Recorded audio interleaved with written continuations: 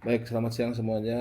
Salam sehat semuanya dan salam pengadaan dari Bogor. Ini ada satu eh, perlem baru nih ya. Ada satu peraturan lembaga, peraturan KPP yang baru.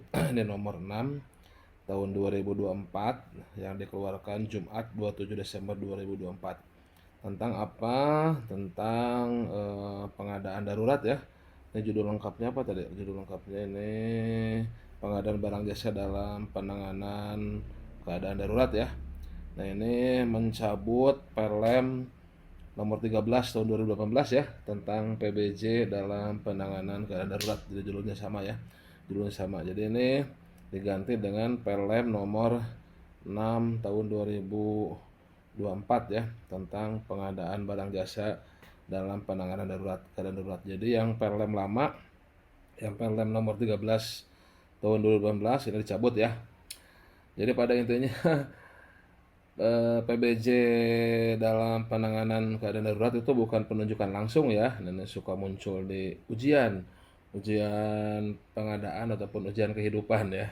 Jadi keadaan darurat itu bukan menggunakan penunjukan langsung, bahkan atau bukan menggunakan tender dan sebagainya, tapi menggunakan pengadaan khusus ya, pengadaan yang diatur dengan aturan lain yaitu Peraturan Lembaga Nomor 13 Tahun 2018 ya, ini sudah dicabut ya dan diganti sekarang dengan Peraturan Lembaga Nomor 6 Tahun 2024 tentang pengadaan barang jasa dalam penanganan darurat ya.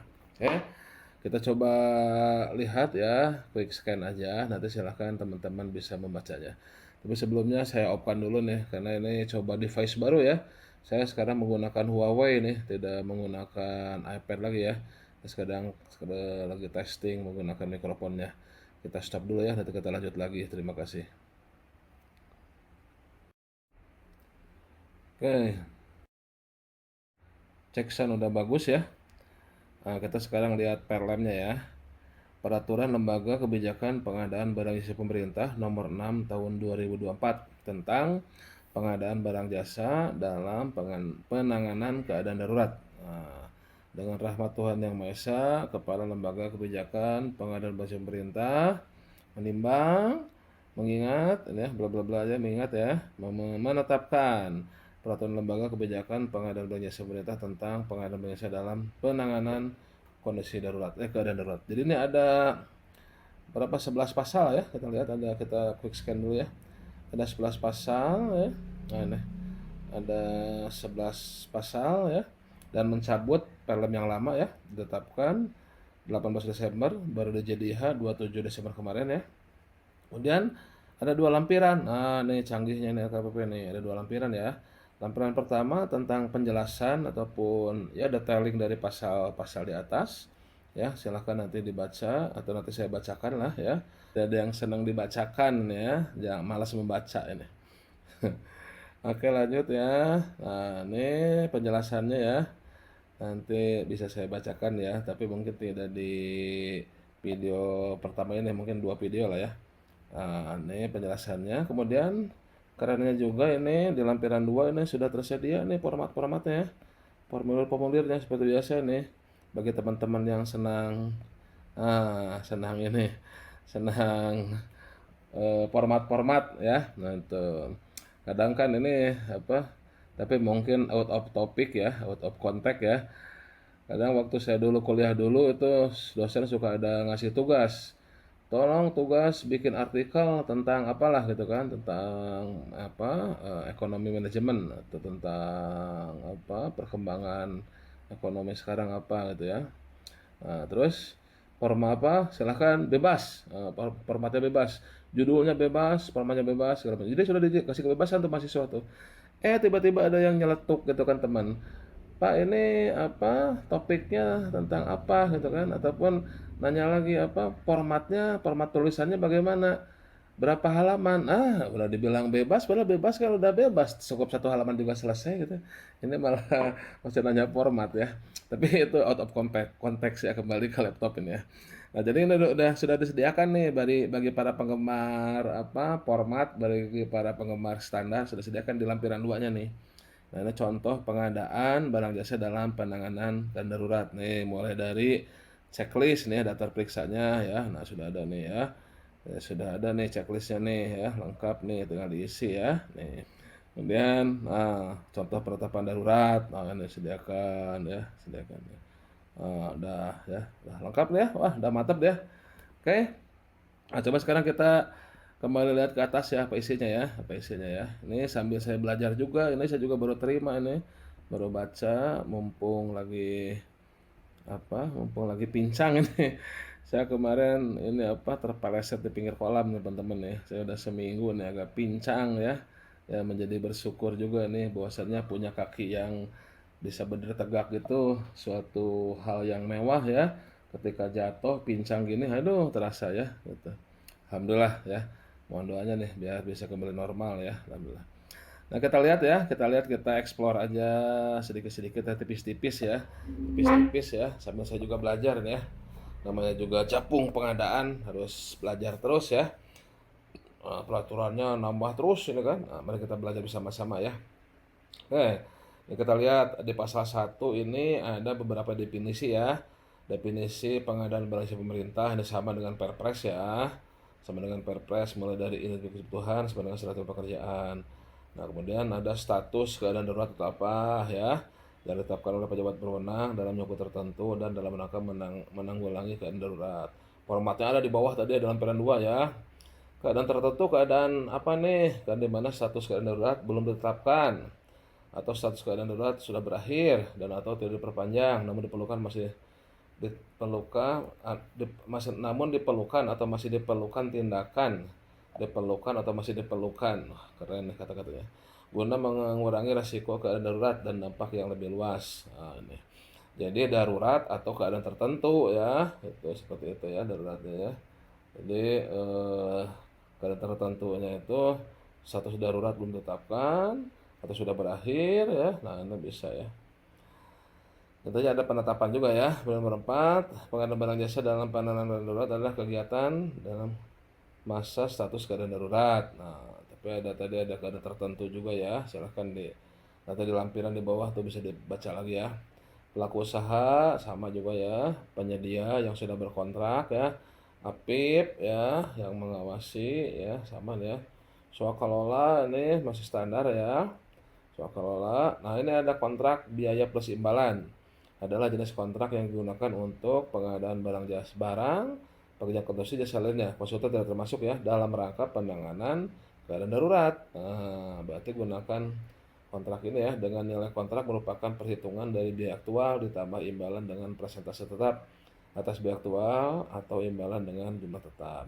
Kita lihat apakah menjadi suatu keharusan menggunakan kontrak ini, kita lihat di pasalnya ya. Saya juga mesti belajar ya. Nomor 2, PLM ini merupakan pedoman bagi KLPD dalam melaksanakan PBJ dalam penanganan keadaan darurat. Pedoman PBJ dalam penanganan keadaan darurat sebagaimana pasal 1 tercantum dalam lampiran 1. Nah, ada lampirannya ya. Dalam lampiran 2 juga itu ada formatnya ya. Pasal 3, PBJ dilakukan dengan swakalola atau penyedia ya untuk darurat ini. Nah, oke. Bab 3, pasal 4 nih. Nah, ini keadaan darurat dan penetapan status keadaan darurat. Penanganan keadaan darurat dilakukan untuk memberikan keselamatan perlindungan masyarakat dan atau negara atau WNI ya yang berada di dalam negeri dan atau luar negeri yang pelaksanaannya tidak dapat ditunda dan harus dilakukan segera. Nah, ini definisi penanganan keadaan darurat ya. Keadaan darurat meliputi apa saja? Bencana alam, non alam, bencana sosial, pelaksanaan operasi pencarian dan pertolongan, kerusakan sarana prasarana yang dapat mengganggu kegiatan publik ya, bencana alam, bencana non alam, bencana sosial, penambangan situasi politik dan keamanan di luar negeri, dan atau pemberlakuan kebijakan pemerintah asing yang memiliki dampak langsung terhadap keselamatan dan ketertiban WNI di luar negeri. Pemberian bantuan kemanusiaan kepada negara lain yang terkena bencana darurat ya.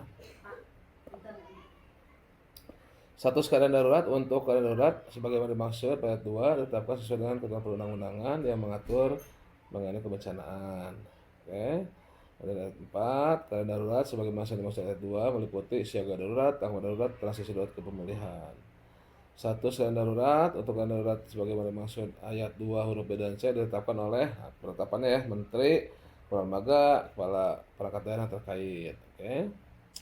Ditetapkan sesuai perundang-undangan, dilakukan berdasarkan status skala tertentu sesuai dengan ketentuan perundang-undangan. Intinya mengikuti perundang-undangan ya.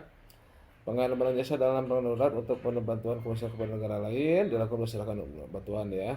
Permintaan bantuan, inisiasi dari memiliki kementerian lembaga atau Pemda.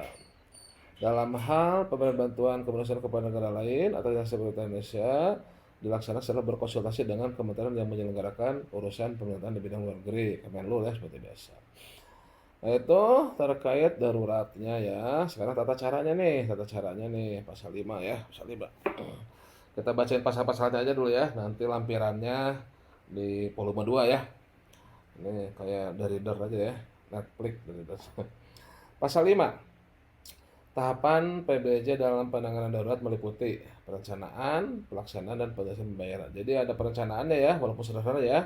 Nah, ayat 2, perencanaan pengadaan apa saja, identifikasi kebutuhannya. Ini di bawah dalam lampiran 2 ada tuh, itunya apa? Formulirnya ya. Analisis kata sumber daya, penetapan cara pengambilan jasa. Penjelasannya ada di lampiran juga ya. 3. Pelaksanaan PBJ sebagaimana dimaksud ayat 1 dengan penyedia. Nah, ini penyedia langkah-langkahnya nih. Jadi langsung penerbitan SPPBJ. Pemeriksaan bersama dan rapat persiapan jika diperlukan, serah terima lapangan jika diperlukan, penerbitkan SPMK atau surat perintah pengiriman kalau barang. Kemudian pelaksanaan pekerjaan, perhitungan hasil pekerjaan dan serah terima hasil pekerjaan. Nah, jadi langsung menunjuk ya. Tahapan pelaksanaan pengadaan sebagai maksud ayat 3, nah ya surat pesanan ya. Tuh, oke. Dalam hal pejabat pembuat komitmen memberikan uang muka dan atau pembayaran dilakukan secara bulanan termin, pejabat pembuat komitmen mendatangi kontrak dengan penyedia bersamaan dengan pelaksanaan pekerjaan bersamaan ya. Oke. PBJ sebagai dimaksud ayat 1 melalui swakol dilaksanakan. Ini swakola nih, koordinasi dengan pihak lain, pemeriksaan bersama, rapat persiapan, pelaksanaan pekerjaan dan serata pekerjaan. Oke. Nah, jadi ini gercep nih ya, tidak nunggu tender ya. Jadi ini langsung ya.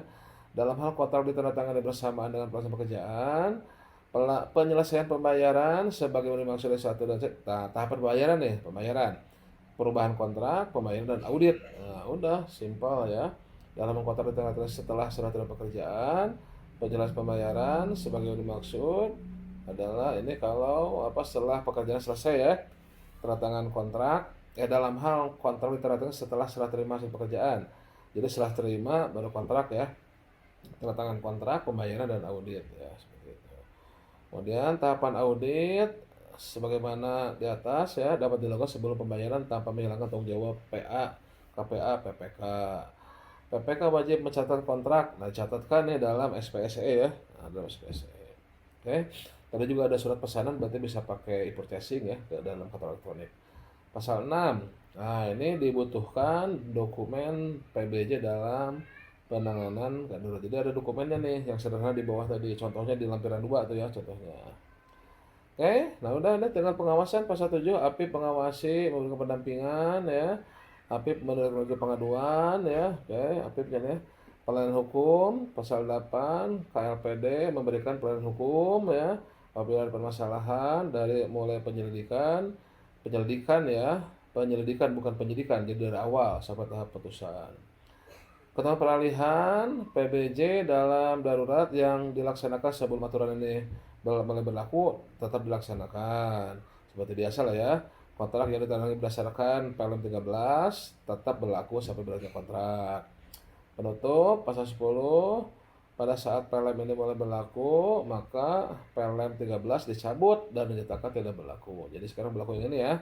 Pasal 11 PLM ini mulai berlaku pada tanggal diundangkan. Nah, itu ya sudah dibacakan ya PLM-nya ya. Kepala KPP Revolusi Hendrar Prihadi ya. Oke, nah ini silahkan nanti kita bacakan lagi ya di sesi kedua ya. Nah ini untuk lampiran satunya.